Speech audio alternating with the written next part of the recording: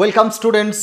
আজকে আরও একটা গুরুত্বপূর্ণ বড় আপডেট নিয়ে তোমাদের সামনে চলে এসেছি। তার কারণ তোমরা জানো আজকে এসএসসি সংক্রান্ত সিদ্ধান্ত নেওয়ার জন্য মন্ত্রিসভায় একটি মিটিং ছিল এবং সেই মিটিংয়ের পরে আমরা সংবাদ মাধ্যমে কি জানতে পারছি এসএসসি সংক্রান্ত লেটেস্ট আপডেট, সেটা নিয়েই আজকে তোমাদের সামনে এই ভিডিওটা আমি করতে চলেছি। তোমরা একদম নিশ্চিত হয়ে যাও যে আগামী সপ্তাহেই নোটিফিকেশন আসছে, অর্থাৎ সুপ্রিম কোর্টের নির্দেশ অনুযায়ী 31শে মের মধ্যেই কিন্তু নোটিফিকেশন আসতে চলেছে। এবার কিছু কিছু সিদ্ধান্ত নেওয়া হয়েছে বলে সংবাদ মাধ্যমকে জানানো হয়েছে এবং আমরা আনন্দবাজারের যে অনলাইন সেইখানে আমরা দেখতে পাচ্ছি যে সেখানে পরিষ্কার বলছে সুপ্রিম কোর্টের নির্দেশ মেনে আগামী 31শে মের মধ্যে স্কুল সার্ভিস কমিশনের নিয়োগ প্রক্রিয়ার জন্য বিজ্ঞপ্তি জারি হতে চলেছে।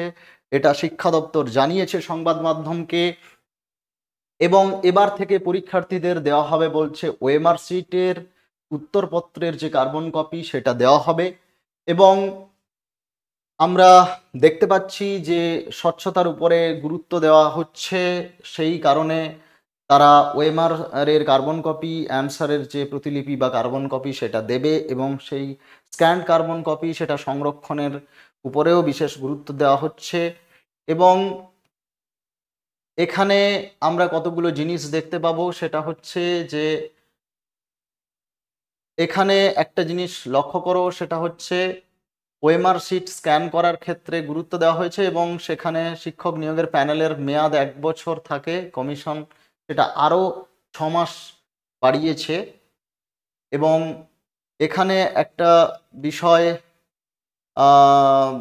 তোমাদের বলে রাখি, সেটা হচ্ছে ইন্টারভিউ ব্যবস্থায়ও কিছু পরিবর্তন আনা হয়েছে এবং ইন্টারভিউতে যেটুকু আমরা খবর পাচ্ছি যে ইন্টারভিউতে কিন্তু একটা মার্কস মানে বাড়ার সম্ভাবনা রয়েছে, অর্থাৎ ইন্টারভিউতে কিন্তু যে নির্দিষ্ট মার্কস ছিল তার থেকে কিন্তু মার্কস বাড়তে পারে, এরকমটি এক আভাস কিন্তু সংবাদ মাধ্যম আমাদেরকে জানাচ্ছে।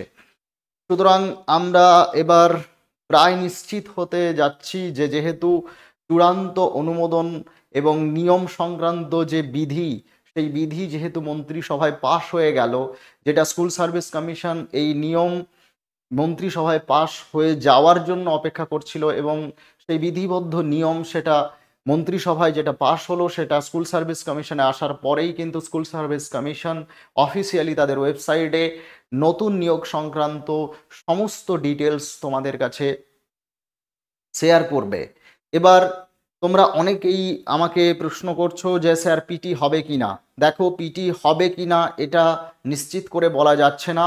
তার কারণ হচ্ছে পিটি সংক্রান্ত মন্ত্রিসভায় যে অনুমোদন, সেই অনুমোদনটা আমরা দেখেছি যে শিক্ষামন্ত্রীর সময় হয়েছিল, আমাদের পূর্বতন শিক্ষামন্ত্রী পার্থ চট্টোপাধ্যায়ের সময় হয়েছিল। এখন শিক্ষামন্ত্রী পরিবর্তন হয়েছে, মন্ত্রিসভায় সেই নিয়ম কার্যকর থাকবে কিনা বা তার কিছু পরিবর্তন হবে কিনা, পিটি হবে কি হবে না এই বিষয়টা এক্ষুনি বলা যাচ্ছে না। সুতরাং পিটি হবে কি হবে না এই বিষয়ে মাথা না ঘামিয়ে আমি বারবার করে বলছি যে তোমাদের যেটা উচিত সেটা হচ্ছে সাবজেক্টের উপরে তোমরা এখন মনোনিবেশ করো, তোমাদের সাবজেক্টটা পড়ো। এখন শুধু শুধু পিটির জন্য প্রিপারেশন নিয়ে নিজের সময় নষ্ট করো না।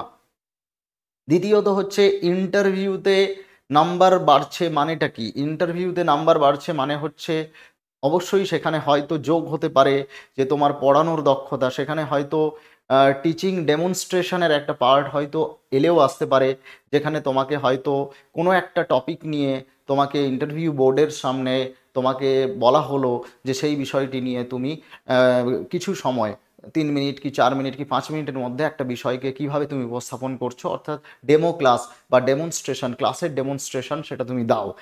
এক্ষেত্রে তোমাদের মাথায় রাখতে হবে যে তোমরা যারা এই শিক্ষকতা পেশাতে আসবে তাদের কিন্তু একটা গুরুত্বপূর্ণ জায়গা হয়ে যাচ্ছে এই ডেমনস্ট্রেশন, অর্থাৎ তোমরা সেটাকে গুরুত্ব দাও এবং এটা ভয়েরও কোনো কারণ নেই। তার কারণ তোমরা প্রত্যেকে বিএড করেছো এবং বিএডে তোমরা দেখেছো যে তোমাদের প্র্যাকটিস টিচিং যখন হতো, তোমরা স্কুলে গিয়ে যখন প্র্যাকটিস টিচিং করেছো তখন কিন্তু তোমাদের পড়াতে হয়েছে এবং তোমরা এখানে অধিকাংশ জন রয়েছো যারা কিন্তু তোমরা কোনো টিউশন পড়াচ্ছ বা বিভিন্ন কোচিং ইনস্টিটিউশনে পড়াচ্ছ বা এরকম হতে পারে তোমরা বিভিন্নভাবে পড়ানোর সঙ্গে যুক্ত রয়েছে। সুতরাং এই যে ডেমনস্ট্রেশন বিষয়টা আসছে সেটা নিয়ে অহেতুক চিন্তা করার কোনো কারণ নেই। ইন্টারভিউতে যদি নাম্বার বেশিও দেয় সেটা নিয়ে অহেতুক চিন্তা করার কোনো কারণ নেই।